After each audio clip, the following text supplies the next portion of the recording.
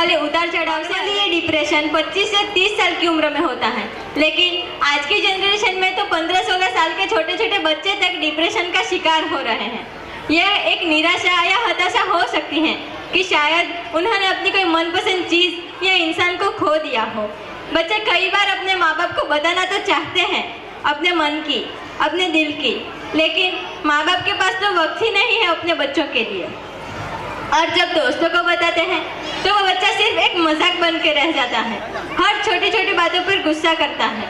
ऐसे ही कक्षा 9 की छात्राएं आ रही हैं एक छोटी सी बच्ची की कहानी लेकर एक मैसेज के साथ कि पेरेंट्स आप समझो अपने बच्चों को, ध्यान रखो लेकिन ओवर केयरिंग भी मत बनो, रोक टोक करो लेकिन जेल ही मत बना दो।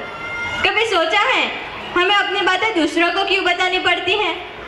डियर पेरेंट्स, कभी कभी हमारे माँ बाप की जगह हमारे दोस्त बनकर भी समझो हमारी बातों को। हमें अपनी बातें दूसरों को बताने की ज़रूरत भी नहीं पड़ेगी, बस आप भी कभी हमें समझने की कोशिश करो एक दोस्त की तरह। कहा कि यारी दोस्ती खेल कूद कभी काम नहीं आने वाली। हमने भी उनके कहने पर कितना कुछ छोड़ दिया, पर क्या एक चीज के पीछे भागने से सब मिल जाता है?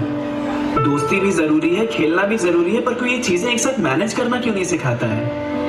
बचपन में बैलेंस डाइट के ऊपर एक चैप्टर पढ़ा दिया, पर बैलेंस लाइफ के बारे में तो किसी ने बताया नहीं। बस बोल दिया रेस चल रही है भागो, जिंदगी ऐसे ही कटती है, पर जीना तो किसी ने सिखाया नहीं। जीतने के बाद कितनी बड़ी पार्टी करनी है उसका प्लान सब बनाते हैं, पर जीतना तो कोई एक ही वाला है। बाकी जो हार जाते हैं उनको कोई ये क्यों नहीं बताता कि हार जीत तो चलती रहती है।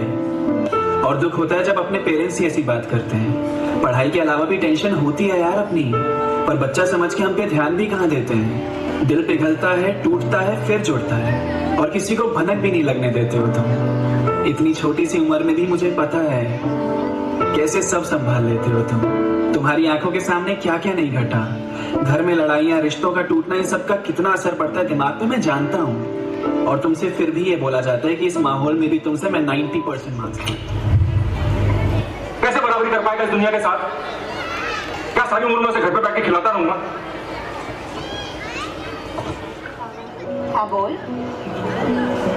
आई थिंक मुझे आजकल अच्छा फील नहीं होता है, बहुत लो फील कर रही हूँ। ऐसा लगता है कोई नहीं है मेरे साथ, कोई नहीं समझेगा मुझे। दिमाग जैसे रुक गया है, बेचैनी सी होती है और फिर एकदम से सैडनेस टेक ओवर कर लेती है। आई थिंक वो सच में मेंटल हो गई है। पागल खाने जाने की जरूरत है फिर तो। हाय, ये कोई मेंटल हो गई है। Pretty stupid.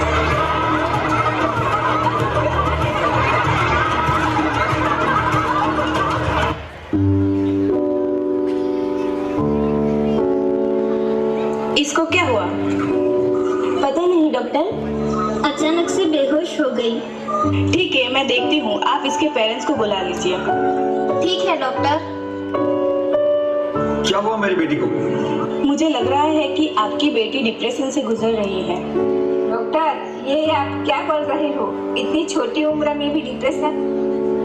हमारे बच्चे किस सिचुएशन से गुजर रहे हैं उसका हम अंदाजा नहीं लगा सकते। बच्चों की यही उम्र होती है जब बच्चों को उनके पेरेंट्स की सबसे ज़्यादा ज़रूरत होती है, पर उनके इसी समय के दौरान हम उन पर ज़्यादा ध्यान नहीं देते। लेकिन इस उम्र में बच्चों को क्या ही प्रॉब्लम हो सकती है? यही तो बात है जो पेरेंट्स अपने बच्चों के बारे में समझना नहीं चाहते। कई बार बच्चे अपनी प्रॉब्लम अपने पेरेंट्स के साथ शेयर करना चाहते हैं, लेकिन पेरेंट्स उन बातों का या तो गलत मतलब निकाल देते हैं या फिर उनकी प्रॉब्लम को सुनना नहीं चाहते। स्टडी के अनुसार इंडिया में हर एक दिन में डिप्रेशन की वजह से 27 से 28 बच्चे सुसाइड कर लेते हैं। इसलिए हमें बच्चों को समझने की सबसे ज़्यादा ज़रूरत है। ठीक है डॉक्टर, हम आपकी बातों पर ध्यान देंगे। चलो बेटा, क्या हुआ है तुम्हें? मुझे कुछ दिनों से अच्छा नहीं लग रहा है। मैंने कई बार अपनी प्रॉब्लम्स आपको बताने की भी कोशिश की, लेकिन आपने उन प्रॉब्लम्स को नज़रअंदाज कर दिया। इसलिए फिर मैंने भी आपको अपनी प्रॉब्लम्स बताना ही छोड़ दिया। जो अभी तक हुआ ही नहीं उसको लेकर क्यों परेशान हो तुम? जीवन तो ना अतीत में है ना भविष्य में, जीवन तो इस क्षण का नाम है, अर्थात इस क्षण का अनुभव ही जीवन का अनुभव है। पर तुम भविष्य के बारे में सोच सोचकर या फिर अतीत की यादों को लेकर जीवन की अनुभव लेना भूल रहे हो। Take your position, quick. खूप सरस।